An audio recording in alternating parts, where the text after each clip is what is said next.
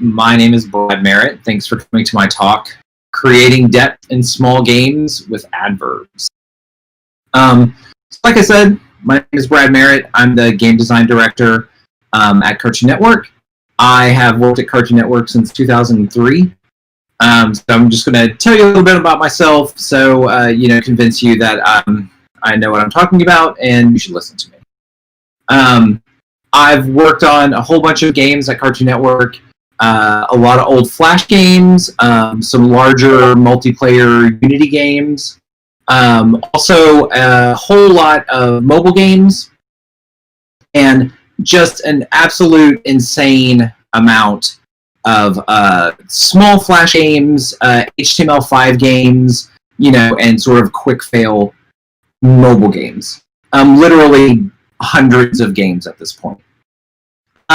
In some of these games, I work on directly as a programmer or a game designer, but a lot of these games, I have an interesting sort of like game design consultant position where I work with external vendors and just help them make their games better and more fun.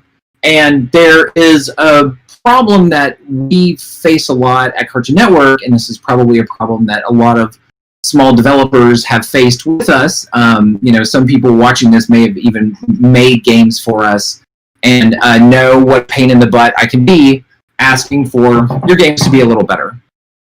So let's talk about this problem. This is a problem that we have with our vendors. This is a problem that you may have when you're working for another company. It just may be feedback that you get from users when you put a game out on early access or something like that.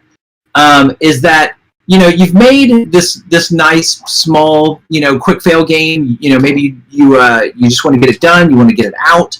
You want to crank out a whole bunch of games throughout the year to drive ad revenue and make money.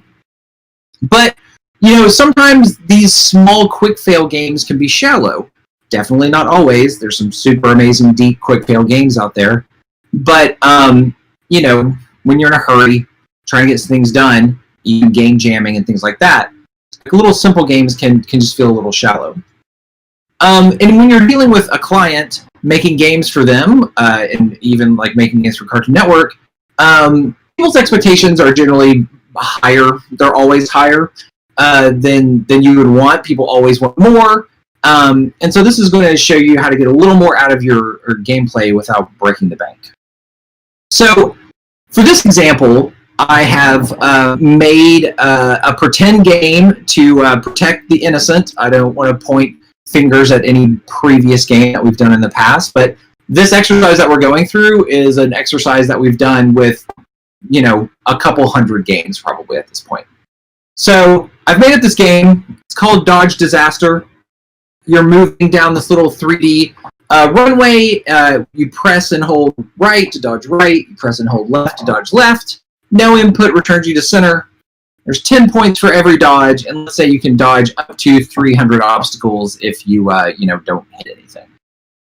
So let's say you made this game and it's small and it's fun, and you show it to a client or you show it to players or you show it to like us at Cartoon Network. Maybe you didn't get paid a whole lot of money for it. Maybe you don't have a lot of time to make things better, but people are going to ask for more. Like, people always want more. Right? No matter what you do in games, people ask you to do more. And so a lot of times when this gets brought up, the knee-jerk reaction for more depth often translates into more content, right? And I always try to think of this as like, you need more cake, not more frosting, right? And so a lot of times when people say like, oh, we need more depth to the gameplay, people be like, oh, what if instead of just a little green pill, you can play as a blue pill? Or, more levels, or more enemies, or, all these different sort of just like content things. Or what I would call like decorators, right? Where it's like power-ups, like, oh, if you collect this power-up, you'll move faster, or get more points for a short period of time, or something like that. More backgrounds, or what if one of the pills is tall and skinny, and another one of the pills is like short and flat, and like these sort of like classes often get thrown around. But really, this is just more content. It's not more depth to the gameplay. I'm a super systems-oriented designer, probably to a fault, but that works for me well at Cartoon Network. But when you start talking about depth, and especially if you start just sort of like researching things on the internet, one of the first things that's going to jump up at you is Chris Crawford's book. When I first became a game designer, I was gripped with imposter syndrome like crazy, and tried to take a very formal approach and just read like every game design book I could find. And this is the first one I read. I think Chris Crawford is amazing, super smart guy.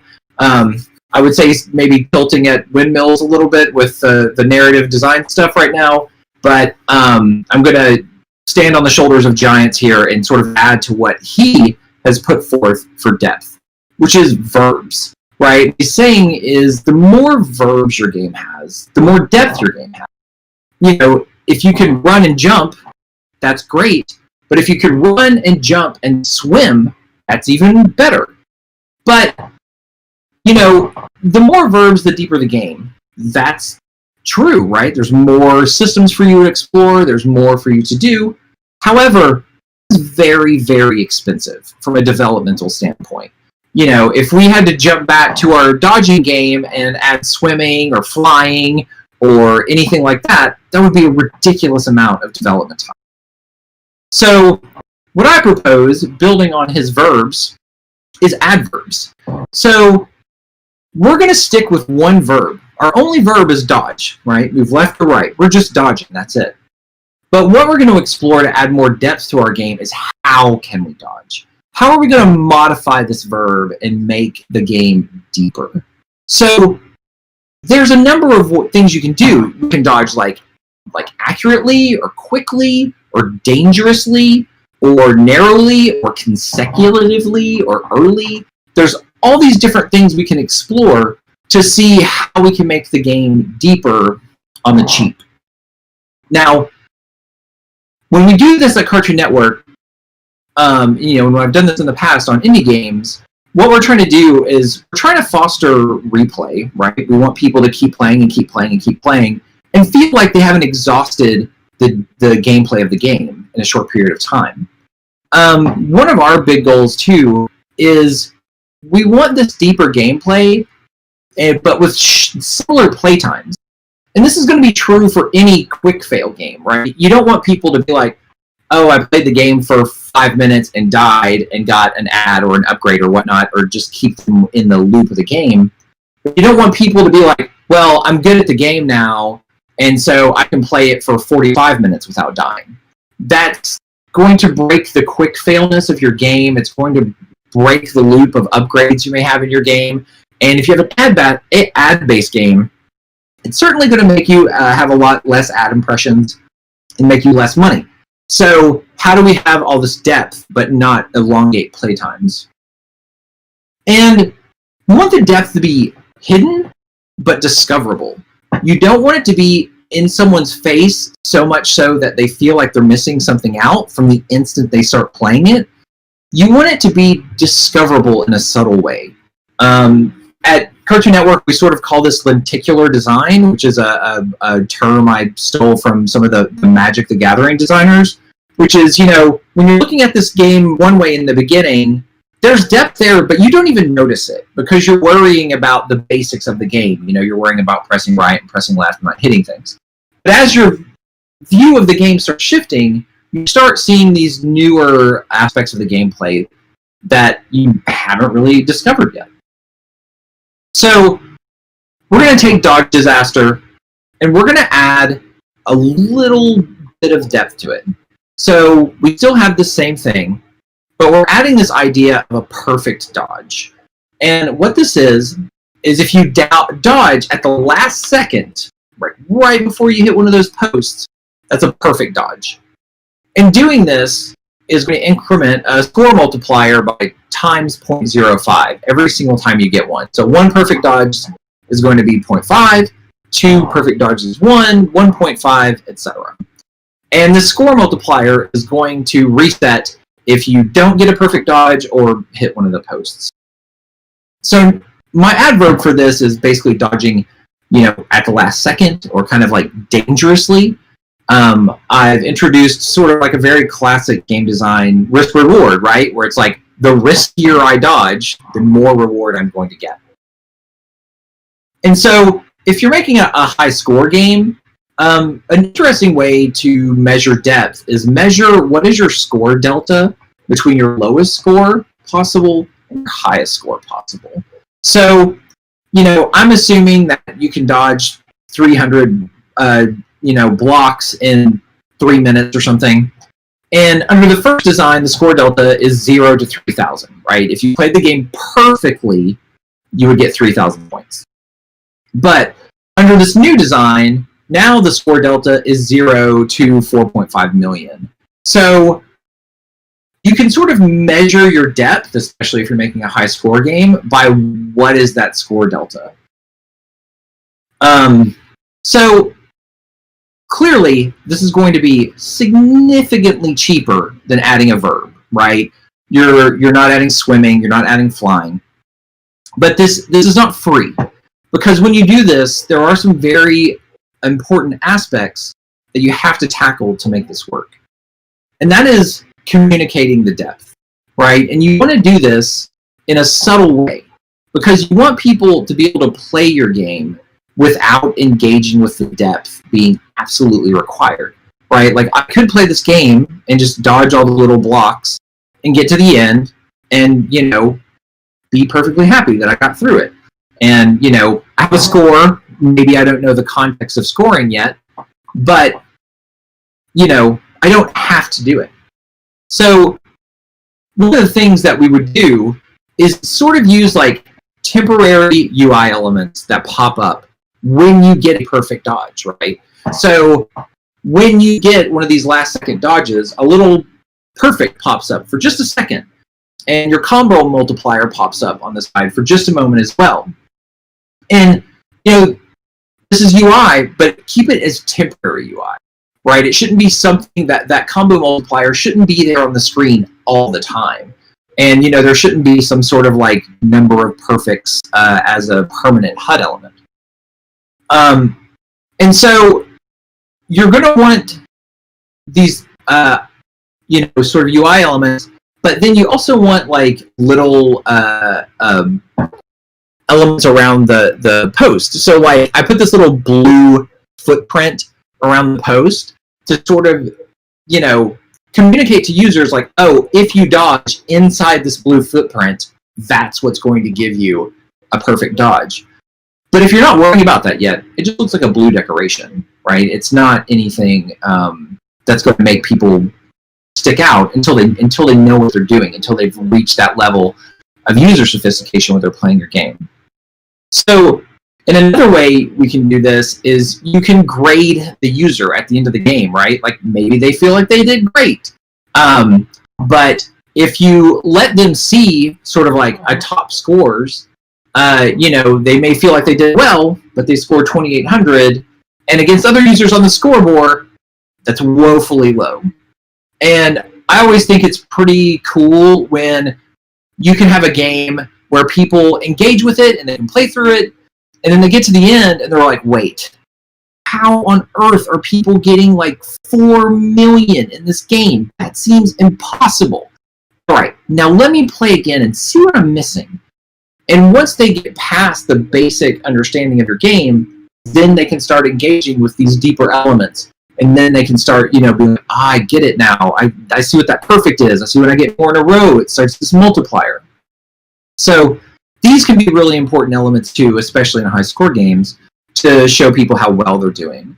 You can do this too with just non-multiplayer things where you just give people a grade, right? Like, oh, you got 2,800 at the end. That's a D, right? And then maybe show them that, getting rank S++ is over 4 million. So I keep talking through things and not actually stepping the slides. But there are some other cheap tricks you can do to sort of increase these score deltas and increase depth. One One is just letting people make multiple runs of a single small mechanic and then summing those scores together. So let's say that one run in Dodge Disaster was very, very short. It only lasted like 30 seconds, right? But what you do is you let people make multiple 30-second runs and sum those scores together. Because what will happen is sometimes people will have really good runs, and sometimes they'll have poor runs. They'll make a lot of mistakes. But what sticks in players' heads is they're like, okay, I did one amazing run, and now I know if I can do 3 amazing runs and then sum all my scores together, I'm going to have a super, super amazing run and have a high score. And so that's one good way to just sort of like increase that score delta as well.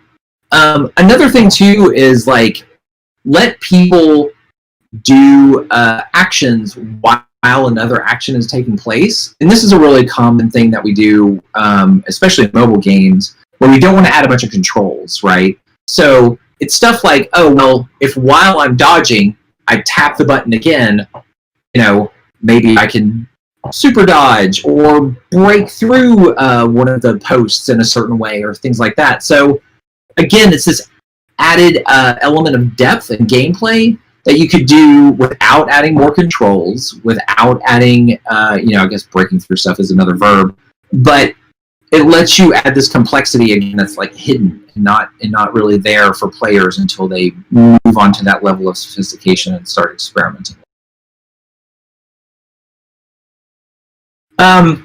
So when you're thinking about like how do I make my game deeper? How do I make the gameplay last longer for the users? Don't necessarily think about like adding more stuff. You don't need more characters, you don't need more backgrounds, you don't need more verbs, right? You don't need all these things that are developmentally very expensive. Take the verbs that you have and think about how do you do it, right? Do you jump, at the last second? Do you jump in a really long distance? Do you jump and then double jump, right? Double jump's one of the most classic things ever.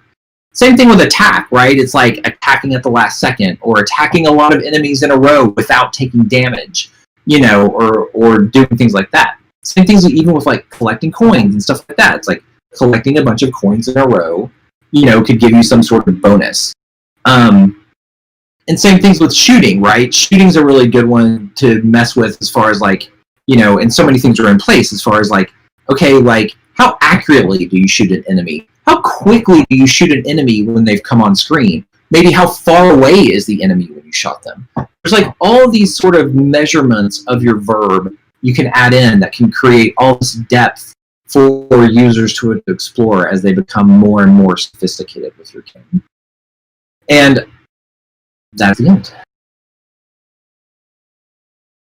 So I'm not exactly sure what we do for questions. Do we go into the... I have to unmute my mics. That's what I have to do for questions. You got a bunch of questions popping up in the chats. Okay, I can't see the screens, but here, I'll stop my presentation. I'll read them out to you. First of all, a lot of folks are loving the verb-adverb lens to see game design. I'm enjoying a lot, too. So for my own Multi-Coon game, did very well. People saw it as a simple casual game. We added a lot of depth in there. So you could tweak everything about your marketing campaigns. You could tweak every little detail in the game. You have sliders pretty much for everything. But because we were marketing as a casual game, we hid it in layers of sub-screens. So no reviewers ever even mentioned it. But the fans who found it absolutely loved it. So we went way too far in hiding the depth in that game. So I really like your points about communicating depth. We had a number of good questions in Twitch. So... praise for cat memes. Beanborg says, get my mic better. What Beanborg says, one thing I always make sure to have in quick, let's go to Kardic's question. Do you feel like escalating difficulty is akin to just add more content? Or do you think it is another way to create depth? So difficulty is to me, there's two, maybe not two different kinds of difficulty, but often when I think of difficulty, I think of it in two ways. One way is like, are you just arbitrarily making the game harder? As in, like, do enemies attack faster? Do they do more damage? Do you have less health? And things like that. That's one type of damage, or one type of difficulty that I find to be just sort of frustrating and doesn't add depth.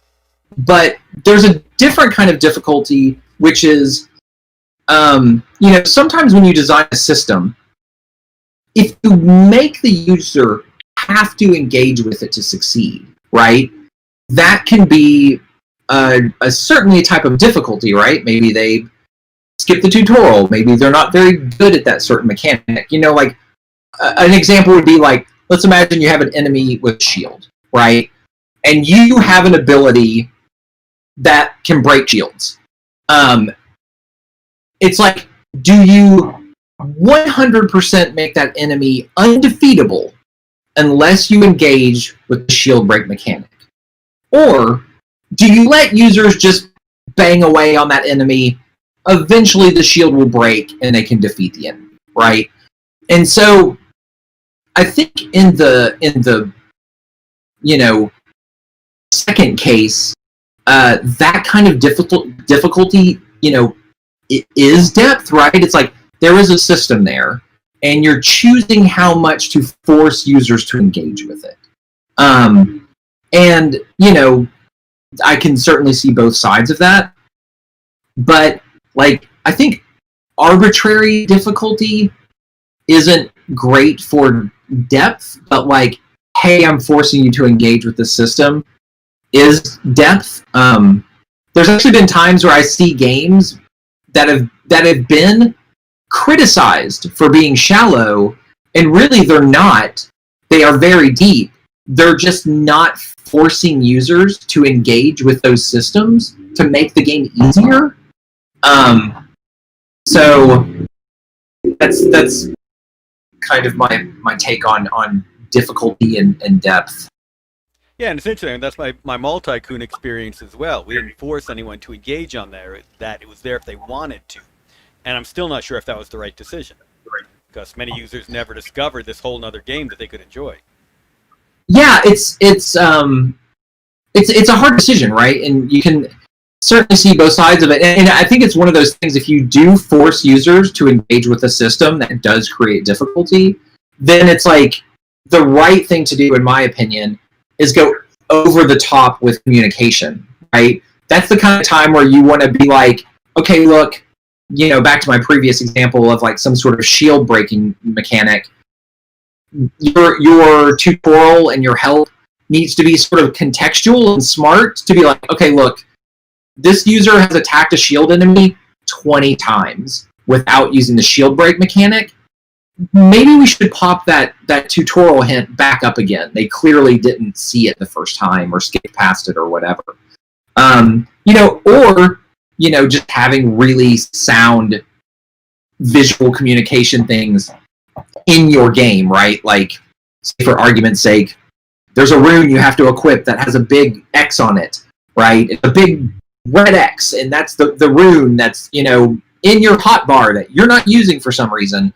And then, like, the enemy in the game has a big red X on their shield, right? You try to make those kind of, deeper system engagements that do create difficulty just overly clear to users, so they should know what they're doing. All right, we've got a question from a complete game industry noob, somebody named Jeremy Van Hooser. Yeah, never heard of this guy. What are some of the mistakes that designers make when trying to add depth to a small game, other than overscoping?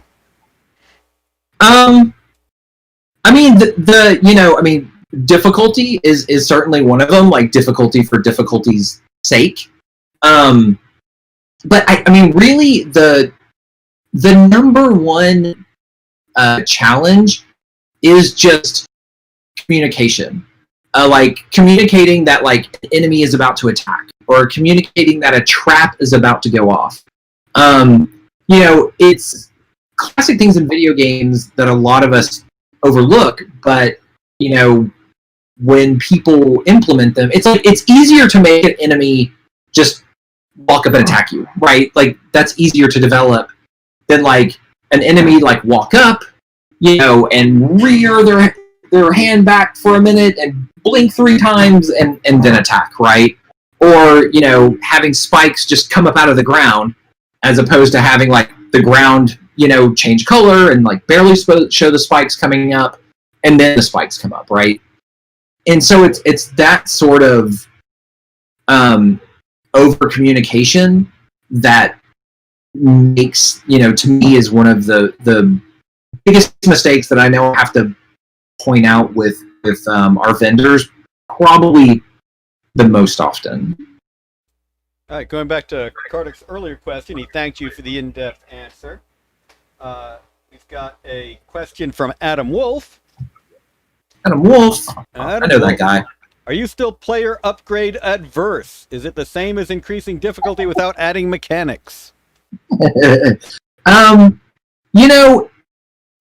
Here's and again, like, apologies to every developer that I'm a giant pain in the butt to. I don't like adding player upgrades that are just like you're 1% more powerful or even 10% more powerful. I don't like upgrading stats. I like upgrading abilities that change the way you play the game. There's a game that actually we're working on right now where it's funny. I didn't realize I was averse to upgrades like that for this long, but apparently I am. Where we did have some upgrades where people are like, "Oh, you become a little bit faster, you become a little bit more powerful," and one of the reasons that I don't like doing that is it's very difficult for users to feel it without it being really overpowered. And in big AAA games where you're playing for hundreds of hours, it's okay to let a user be upgraded and be really powerful for a little bit, because they're probably going to hit some wall soon where that's just average, right? And it's very difficult in these quick fail games, especially when we want to keep play times really short and small, to give users that kind of feeling. And so I do still try to do stuff like, hey, instead of just making you like a little more powerful, what if like, when using my dodge disaster, right? Like what I would try to do is make things like, oh, well, maybe when you dodge, it drops a bomb. Or another upgrade is like, oh, well, you can go from left to right without having to hit the middle road in between. And things like that truly change gameplay. It's like, yes, those are more expensive than stats, but you can find a way to do them that isn't that expensive, where it still radically changes gameplay. And one of the things we've been doing a lot lately too, and is sort of splitting the difference, which is I try to create upgrades that are either visually interesting and let people sort of choose whatever Cartoon Network character they like the best, or are system interesting and let you choose the way you play. However, buying those things will upgrade your normal player stats overall. So, like, you buy this thing that lets you drop bombs, but every time you buy something, your power increases by 1%. So you're incentivized to buy everything, even if you're already comfortable in your playstyle and if you already have your most favorite character. So I've been trying to do a little bit of both lately to incentivize people on sort of both trajectories of upgrading. Sorry, that was a really long answer. I think folks are enjoying the in-depth answers. I'll give you one more question, then we'll send you on into the Discord chat to field some more. Okay. Simon Hoff is one of our presenters. Said, very nice to see how Magic the Gathering design is still impacting general game design in other areas. How do you see this? How do you see this concept of verb adverb being applied to non-small/short games? Oh, you know, it. You know, any sort of stuff. I mean, it still applies to all of these games. Like I just finished. I never work on giant AAA games, but I do enjoy playing them. And I just finished, God of War, and God of War had a lot of these interesting kind of upgrades that really follow along with this adverb, where they have a dodge, and they had like, oh, dodging at the last second does this, or they have like the axe throw. And then they had like, oh, well, but if you call back the axe, when this happens, something special happens. If you immediately throw the axe again the second you catch it, something interesting happens. So, they had sort of this interesting upgrade path with all these interesting abilities, but they were, it's like, it was all these things with the axe throw that just modified that verb. It was all these things with the dodge that just modified things with that dodge. And so all of this stuff still applies, and it actually ties nicely sort of back to what Adam asked about like upgrade paths, right? It's like there's room for this in these small games, but the big AAA space, there's still tons of room to do it, and it's really fulfilling, especially for like combat that remains relatively simple, but it still grows over the time of the game. And it's like you're not adding more verbs, you're adding more adverbs, and just letting people get better at the verbs they're already good at. All right, Simon, hope you liked that answer to your question. I think all of you see why Brad has for years been a favorite GGDA and Siege speakers. His sessions are always some of our best attended. Thank you again, Brad. Please head over to the Discord general voice, if you would, and everyone go ask him more questions right there. Great having you again, Brad. Much appreciated.